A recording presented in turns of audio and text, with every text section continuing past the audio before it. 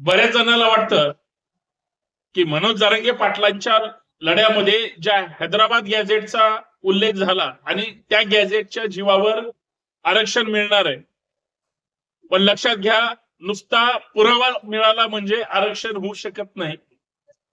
आणि गॅझेट हे 1900च्या काळातलं आहे, स्वातंत्र्याच्या अगोदरच आहे. भारतीय राज्यघटना लागू कधी झाली? 26 नोव्हेंबर 1950.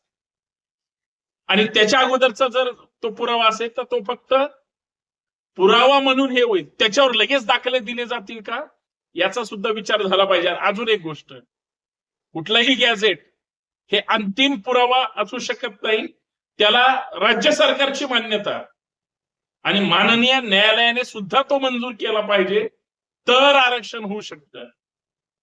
आता जो सरकारनं अध्यादेश काढलेला आहे तो कितपत टिकू शकतो हा जसा लोकांच्या मनात संभ्रम आहे, पण जो लढला गेलेला आहे तो इतका प्रामाणिकपणे लढला गेलाय. सरकारनं त्यांच्या परीनं जी काही फसवणूक करायची आहे ती कदाचित जर फसवणूक कुणाला वाटत असेल तर ज्या दिवशी माननीय न्यायालय या GR ला मंजुरी देईल ना, त्या दिवशी सगळं काय ते कळेल. बाकी संभ्रमात पडायची आणि गोंधळून जायची गरजच नाही. जय शिवराय.